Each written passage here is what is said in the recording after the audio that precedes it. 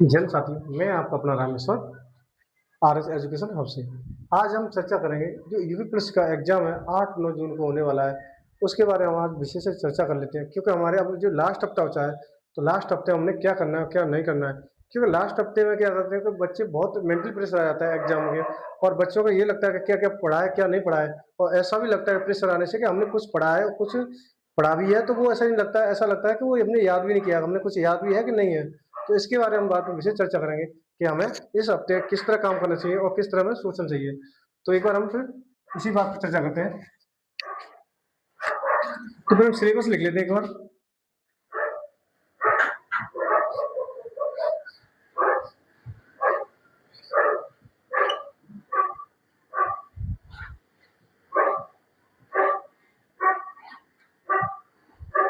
तो सिलेबस के बारे में बात कर लेते हैं एक बार।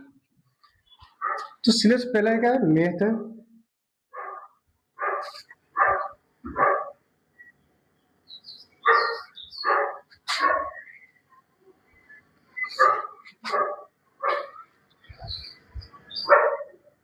जीएस है,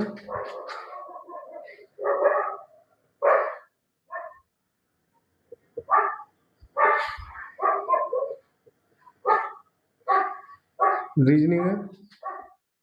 और एक बार क्या हिंदी है। ये सब्जेक्ट है, इस पर डिटेल में चर्चा कर लेते हैं एक बार इसमें। कि पहले मैथ के बारे में बात कर लेते हैं क्या। जैसे मैथ के जो पूरा पेपर है, तो पेपर में जो मैथ के क्वेश्चन आते हैं, मैथ के क्वेश्चन लगभग 20 आते हैं, क्योंकि जो और जो क्वेश्चन आते हैं वो किस रीजनिंग पार्ट में आते हैं, पर उन्हें किस क्वेश्चनों को किस संभाला जाता है, उन्हें मैथ में संभाला जाता है। पर जो मैथ के जो एक्चुअल क्वेश्चन है वो 20 आते हैं, समथिंग लगभग 20 ही आते हैं। क्वेश्चन की संख्या देखिए हम कितने आते हैं, 20 आते हैं।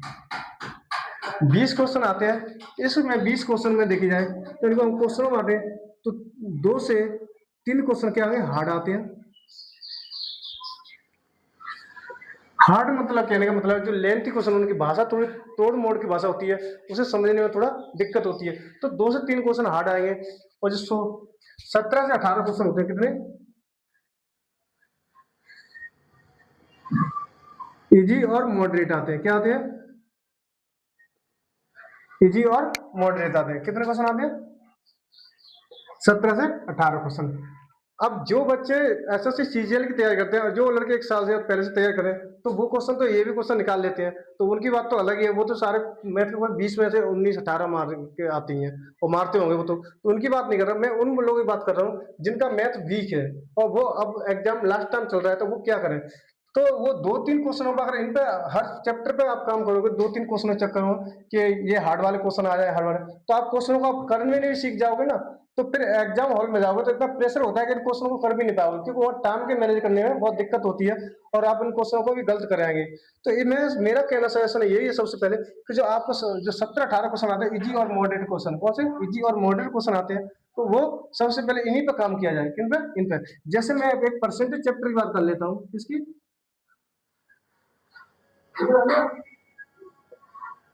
तो जो परसेंटेज चैप्टर है, तो मेरा मानना ये है कि जो परसेंटेज चैप्टर है, तो जैसे मतलब अलग अलग टाइप के क्वेश्चन होते हैं, कई मैं तो क्या टाइप वाइज देखे जाते हैं, इस टाइप के कोई परसेंटेज में देखे तो क्या वोट वाले होते हैं, कोई तुलना वाले होते हैं, ऐसे क्वेश्चन आते हैं। तो मैं हर है कि 2 से 3 क्वेश्चन कितने, हर टाइप के 2 से 3 क्वेश्चन, हर टाइप के 2 से 3 क्वेश्चन आपको उनसे प्रैक्टिस करनी है, जैसे परसेंटेज के क्वेश्चन करने हैं, और हर टाइप के 2 से 3 क्वेश्चन, उससे ज्यादा क्वेश्चन नहीं लाना, क्यों, हमारे पास टाइम नहीं है इतना, हमें तो टाइम ही नहीं दे पाएंगे कि आप परसेंटेज को देने लग जाओ, हमें 200 क्वेश्चन लगाने, इतने नहीं लगाने। परसेंटेज चैप्टर लिया, एक लिया तो उसमें क्या 30 क्वेश्चन लगा, और 30 क्वेश्चन में जब 15 टाइप होंगे तो 2-2 क्वेश्चन लगा, उसके सारे रिवाइज कर लो। और बड़े हार्ड क्वेश्चन पर ध्यान नहीं देना, अगर तुम पे आराम पहले से किया हुआ है, क्वेश्चन आता है तो कीजिए, नहीं तो इन जो तुम पे 17-18 टाइप के जो नॉर्मल है, इजी है, तो वो क्वेश्चन करते हैं, तो आप उन्हीं पे ज्यादा प्रैक्टिस कीजिए, क्योंकि उनकी स्पीड भी आ जाएगी आप पे, और आपको टाइम भी बचा पाओगे उनकी स्पीड आने के बाद, और आपको अच्छे से समझ में भी आ जाएगा। तो ये मैथ में इस तरह काम किया जाए, तो ऐसे सारे चैप्टर में काम किया तो आप 17 से 18 क्वेश्चन कर सकते हो। और अभी क्या है, अभी 8-9 दिन है, क्या, अभी 8-9 दिन है, अभी एक दिन में एक चैप्टर भी करोगे, एक दिन में एक चैप्टर अच्छे से रिवाइज करोगे और उनकी प्रैक्टिस कर लोगे 2-3 दिन, और उनके जो जो बेसिक जानकारी है, आपने किसी भी टीचर से पढ़ा हो, जो आपकी बेसिक जानकारी है उसको पहले एक बार रिवाइज करो, और बेसिक जानकारी करने का फिर उनके एक क्वेश्चन लगा 2-3 दिन, क्यों, आप इन पे प्रैक्टिस करोगे तो ये सही। ये तो आप ये 17-18% तक पहुंच जाओगे मैथ में, ये लास्ट 8 दिन में। और एक जीएस की बात करें, जीएस में कुछ भी नया नहीं पढ़ना है, जीएस में कुछ भी नहीं पढ़ना है। आपने 4 महीने से तैयारी शुरू किया या 6 महीने से, आपने जीएस में अब तक जो पढ़ा है ना, उसको ही दोबारा रिवाज कर लो, उसको ही दोबारा रिवाज कर लो। या किसी भी टीचर की क्लास चलती है, जैसे बहुत सारे टीचर गागर में सारे चलाते हैं, या कोई और भी टीचर है जो 4-5 घंटे की मैराथन कराते हैं, तो उसके क्या है, उसकी पीडीएफ लो। आप क्लास लोगे तो बहुत टाइम लगेगा, तो आपने पहले पढ़ रखा है, तो आप पीडीएफ लोगे तो पीडीएफ से क्या तुरंत रिवाज हो जाएगी, क्या हो जाएगी, पीडीएफ रिवाज हो जाएगी। और हो सके तो उनके क्वेश्चन लगा लो, क्या होगा, क्वेश्चन लगाओ। पर इतना टाइम नहीं है कि आप पूरा सिलेबस जीरो लेवल से पढ़ के जाओ। और ये देखो, एक बार जो क्वेश्चन देखो, पिछले प्रीवियस वाले के क्वेश्चन देखो, तो पिछली बार या प्रीवियस क्वेश्चन का किस टाइप के क्वेश्चन पूछे गए, तो इस टाइप के जो जो ऊपर ऊपर क्वेश्चन पूछे जाते हैं, जो फैक्टली डायरेक्ट क्वेश्चन पूछे हैं, उन्हीं क्वेश्चनों को रिवाइज कर लो, और जो उसी हिसाब से क्या इस पर जीएस के क्वेश्चनों पर काम करो। मेरा कहने का मतलब समझ गए होंगे। मेरा कहने का मतलब है कि आपको गहराई में नहीं डूबना है, आपने जो सिलेबस किया है और उसका क्या है, ऊपर ऊपर से और अच्छे से रिवाइज कर लो, जिससे जो पढ़ा है वो अच्छे से रिवाइज हो जाए। और जैसे जीएस में, और जीएस में आप इतना ज्यादा मेहनत करोगे तब भी तुम 1-2 क्वेश्चन ही बढ़ा पाओगे। अगर ज्यादा टाइम दोगे तब भी, तो आपको क्या उतना ही रिवाइज करना है। अगर आप अपने सिलेबस छोड़ के दूसरे के सिलेबस में जाओगे कि मैं यहाँ से पढ़ लूँ या यहाँ से पढ़ लूँ, तो नहीं कर पाओगे। जो इसके जीएस के पार्ट में जो सिलेबस है, जो विविध में दिया है, जैसे जीएसटी वगैरह है, मानव अधिकार वगैरह है, और जो नीति आयोग है, ये अल्पसंख्यक आयोग है, ये आयोग वगैरह है, तो इनके बारे में जो क्या है, जो क्वेश्चन पूछे जाते हैं, कई बार प्रश्न पूछे गए, तो उनके जो मेन फैक्ट है, उन्हें फैक्टों में ध्यान रख के उन्हें को याद कर लिया जाए, ज्यादा अंतर नहीं दिया है। और रीजनिंग पे काम किया गया है, तो रीजनिंग पे इतना काम करना है कि रीजनिंग में आपको क्या है, चैप्टर है, आपको क्या चैप्टर है, कोडिंग डिकोडिंग उठा लो, कौन सा,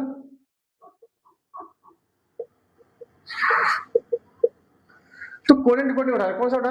कोडिंग डिकोडिंग उठा लेते हैं आप कोई चैप्टर। तो कोडिंग डिकोडिंग में क्या होता है, पहले तो उसकी बेसिक जानकारी हो, उसके 1-2 साल बेसिक जानकारी देख लो कि क्या क्या इसकी बेसिक जानकारी है। और जैसे आपको उसकी बेसिक जानकारी देख लेते हैं, वो रिवाज हो जाती है, तो बेसिक जानकारी उसके 2-3 दिन क्वेश्चन ही लगा उनके, क्या करने, क्यों करने, सारे चैप्टर रिवाज करने, क्या करने, सारे चैप्टर रिवाज करने हैं, और उसके क्या है, 2-3 दिन क्वेश्चन करें, रिवाज करने हैं। और कोई ज्यादा बड़ा हार्ड क्वेश्चन नहीं करने रीजनिंग में, क्योंकि रीजनिंग में क्या है, बहुत सारे, जैसे अभी बहुत सारे जो टीचर है जो पढ़ाते हैं, और वो अपना संडे वाले जो टेस्ट लेते हैं, मॉक टेस्ट, तो बहुत बड़े क्वेश्चन डाल देते हैं, बेफिजली वो क्वेश्चन डालते हैं, वो कभी एग्जाम आते नहीं। आपने अभी यूपीएसआई का जो एग्जाम देखा था, तो उसमें कोई नॉर्मल क्वेश्चन आए थे, जो आप देखते आप टिक करके क्वेश्चन कर सकते थे, तो उसमें कोई ज्यादा हार्ड नहीं आता। अगर जो बंदा जो इजी से मॉडरेट क्वेश्चन अच्छे से करके जाता है, तो वहाँ पेपर में अच्छा काम कर, अच्छे से पेपर कर पाएगा। और जो हार्ड क्वेश्चन की तरफ जाओगे, हार्ड क्वेश्चन करें, ये मेरे पे क्वेश्चन है, कथन पूर्ण डालना, कथन निष्कर्ष, या आप वो लेते हैं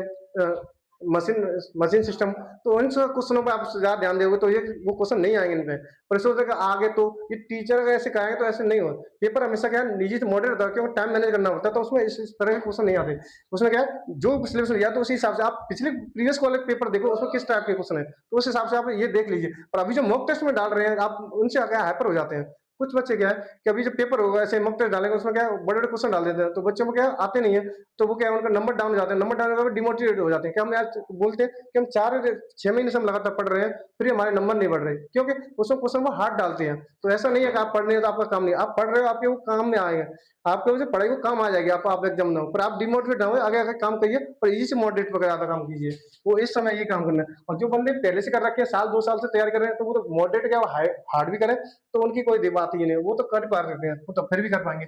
मेन चीज है हिंदी की, किस बात करते हैं, हिंदी की। हिंदी एक ऐसा सिलेबस है, हिंदी एक ऐसा सिलेबस है, आप मैथ जीएस रीजनिंग में आप क्वेश्चन नहीं बना सकते, वो हिंदी में आपका क्वेश्चन है। आप जैसे, मैं हिंदी का एक बार फिर से यहाँ से लिख लेता हूँ एक बार।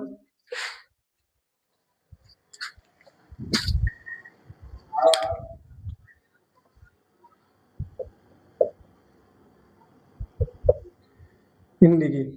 तो हिंदी की चर्चा कर, एक ऐसा विषय है, हिंदी की एक बुक है, हिंदी में 30 से 35 क्या है उसमें चैप्टर है हिंदी के। तो हिंदी को हमेशा 2 भाग में बांट लो, कितने 2 भाग में बांटते हैं, तो एक तो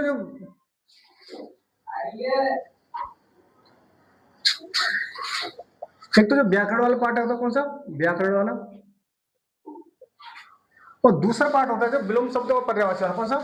जो विलोम शब्द, जिसे एंटोनिम सिनोनिम्स कहते हैं, उसमें क्या वोकेबलरी क्या बोलते हैं, विलोम शब्द पर्यायवाची वगैरह, तो ये रटने होते हैं, ये क्या है, रटने होते हैं, ये व्याकरण वाला। तो हिंदी के बारे में एक बार बात करूं, आपके हिंदी में आपके 26 से 28 या 29 क्वेश्चन आ रहे होंगे, 26 के बीच में, मैं 28 के बीच में मान लेता हूँ, आपके क्वेश्चन 26 से 28 के बीच में आ जाते होंगे, और आपको वहां से आगे क्वेश्चन बनाना है। क्यों, आप जितना इस विषय को रीजनिंग दो, जीएस को दो, मैथ को दो, तो इनमें आप इतने क्वेश्चन नहीं बढ़ा पाओगे जो आपके अभी आ रहे हैं, तो जिनमें तुम एक ही क्वेश्चन एंट्री कर पाओगे। पर आप हिंदी एक ऐसा विषय है कि आप इस पर 3 से 4 घंटा काम करते हो, 3 से 4 घंटा काम करते हो, आपके अब 28 के बीच में आ रहे हैं, तो आप इसमें 32 से 34 के बीच में ले जाओगे नंबरों को खींच के, क्योंकि ये क्या सिलेबस फिक्स है। क्या ये सिलेबस फिक्स है? मेरे खुद 36 में 34 आए थे। मैं अपने बताऊं मैंने किस तरह काम किया था एक बार, तो ये व्याकरण का था ना, तो व्याकरण के आपने किसी से भी व्याकरण वाला भाग पढ़ रखा हो, किसी भी टीचर से पढ़ा होगा जिसने थ्योरी कराई हो, तो आप क्या करना है उसको, थ्योरी को क्या रिवाइज करना, थ्योरी को रिवाइज करने के बाद जो भी को आपके बुक हो, कोई आदित्य वाली किताब हो या कोई भी बुक हो, कोई पेपर हो जिसमें प्रीवियस वाले क्वेश्चन दिए हो, जिससे हमें अनुमान लगा सके हम कि इस टाइप के क्वेश्चन आते हैं, तो जो उसकी थ्योरी पढ़ने का, जैसे मैंने मान लिया कि आपने कि सर्वनाम की कोई थ्योरी पढ़ ली, तो सर्वनाम की थ्योरी पढ़ने के बाद सर्वनाम के 100 से 150 क्वेश्चन लगाइए, क्योंकि आपने जो थ्योरी पढ़ी है वो थ्योरी रिवाइज हुई है, और थ्योरी पढ़ने के बाद आप उसके क्वेश्चन लाओगे, तो थ्योरी आपके क्वेश्चनों में देखोगे तो क्वेश्चन सारे मिले, तो वो थ्योरी आपको अच्छे से दिमाग में सेट हो जाएगी। तो इस तरह से आप चैप्टर वाइज चैप्टर ऐसे ही करोगे, और थ्योरी रिवाइज करके सीधे क्वेश्चन लगाओ, थ्योरी रिवाइज करके सीधे क्वेश्चन लगाओ चैप्टर वाइज, तो ऐसे करके क्या आएगा, सारे चैप्टर में अच्छे से रिवाइज हो जाएगी। और जो तुम्हारे चैप्टर पहले से क्लियर है तो उनको, और जो चैप्टर तुम्हारे से क्या जो अभी जो छूट जा रहे हैं कि वो अच्छे से याद नहीं है या वो नहीं है, तो उनको क्या है, उनको ढंग से उनकी थ्योरी याद करो, फिर क्वेश्चन लगाओ, और या भूल जाते हो उन्हें बार बार करके, तो उनका सिद्धांत यही है कि उनको थ्योरी याद करके क्वेश्चन ज्यादा लगा लो, क्वेश्चन ज्यादा लगाओ तो उन्हें आप फिर बार बार भूलने की हैबिट नहीं रहेगी। तो मेरा मतलब व्याकरण में हिंदी का व्याकरण का इस तरह से आप काम करोगे तो हो जाएगा। अगर विलोम शब्द व्याकरण, तो ये क्या, ये तो आपको रटना होगा, आपने पहले भी याद कर रखा हो, तो ये जो प्रीवियस क्वेश्चन वाले उस हिसाब से याद कर लीजिए और इन्हें रट लीजिए, और 3 से 4 घंटा काम दिए आप इस पर 34 32 से 34 स्कोर कर सकते हैं इसमें, किसमें, हिंदी में। और इसमें आराम से, इतना आराम से स्कोर आ सकता है, क्योंकि ये छोटी सी बुक होती है, उसी में से सारी चीज आती है। तो हिंदी में हम ये ना सोचे कि हम 36 में से 25 27 आ रहे हैं, तुम्हारा स्कोर अच्छा है, स्कोर अच्छा नहीं है, स्कोर मतलब 36 होने का 33 34 आएगा तो अब बोलना का हमारा स्कोर अच्छा है, क्यों, लड़के मारते नहीं है इसमें, और इसमें मारने का मौका भी है। तो हिंदी पे इस तरह काम कर जाते हम सब। और एक और हिंदी के लिए कोई किसी भी टीचर की क्लास चल रही हो, हिंदी की स्पेशल क्लास चल रही है जो मिक्स प्रैक्टिस करा रहा हो, मिक्स प्रैक्टिस का मतलब है कोई 4-5 चैप्टर की 1 घंटे प्रैक्टिस कराता हो, ये नहीं हो 1.5-2 घंटे चल रही हो, 50 या 55 मिनट की कोई वीडियो हो जिसमें 3-4 चैप्टरों की रिवाइज करा रहा हो, यानी मिक्स क्वेश्चन आए और उस चैप्टर की थ्योरी रिवाइज कराए, तो आप उस वीडियो को प्रेफर कर सकते हैं। तो उससे क्या होगा कि आप जो 3-4 चैप्टरों की वो रिवाइज कराएगा, तो वो आपको क्या है, वो सारे जो चैप्टर आप रिवाइज कर रखे हैं तो वो उसकी थ्योरी रिवाइज हो जाएगी, तो उस तरह से। और हाँ, जो इसमें एक और भाग मिलता है, इसमें क्या है, बुक वगैरह क्या पढ़ता है, बुक वगैरह पूछते हैं, या साहित्य वगैरह, क्या साहित्य संबंधित, सॉरी, आप साहित्य संबंधित पूछते हैं, तो टीचर देखते हैं, टीचर साहित्य भर भर के कराते हैं, कहां से कहां तक पूरा साहित्य ला ला के भर भर के कराते हैं। आपने अभी यूपीएससी के पेपर देखा था, साहित्य इतना कराया था, इतना लड़कों ने पढ़ा था, पढ़ पढ़ के परेशान हो गए थे, इतना रट रट के आया कहां से, साहित्य आया था सिर्फ उन्हीं थे जो किसी, जैसे साहित्य पुरस्कार और ज्ञानपीठ पुरस्कार, जिन व्यक्तियों को साहित्य पुरस्कार मिले और ज्ञानपीठ पुरस्कार मिले हैं और जो हिंदी से मिले हैं, तो वहां से क्वेश्चन पूछा गया है। और जिन व्यक्तियों को साहित्य पुरस्कार ज्ञानपीठ पुरस्कार जिस व्यक्ति को मिला है, तो उनकी और भी किताब है, जिस किताब के लिए तो वो मिला ही मिला है, पर वो साहित्य पुरस्कार से मिला है, पर उनकी और भी किताबें हैं, तो उन किताबों के बारे में पूछ लिया है। तो आपको साहित्य के बारे में ज्यादा नहीं पढ़ना, जो सबसे मोस्ट इंपोर्टेंट है कि आप साहित्य उन्हीं को पढ़ें जो ज्ञानपीठ पुरस्कार मिला है, और जैसे साहित्य पुरस्कार मिला है तो उनकी जो बुक है, और जो व्यास पुरस्कार मिला है जो उनकी बुक है ना, तो उनकी जो बुक है, उनकी सभी बुक है जो मोस्ट इंपोर्टेंट है, जो हाईलाइट में होती है, कोई टीचर कराते हैं या कहीं भी कोई बुक में, तो वो उनको याद कर लिया है। ये नहीं सभी टीचर सभी लेखकों को आप बहुत सारी पढ़ी देते हैं, उन्हें नहीं पढ़ना, सिर्फ उन्हीं को पढ़ना है जो साहित्य पुरस्कार और ज्ञानपीठ पुरस्कार मिले हैं, जिन लेखकों को मिले हैं उन्हीं लेखकों की हमें क्या करनी है, बुक पढ़नी है, उन्हीं बुकों को याद कर लो, वहीं से आपकी साहित्य में 1-2 क्वेश्चन आएगा तो वहां से आ जाएगा।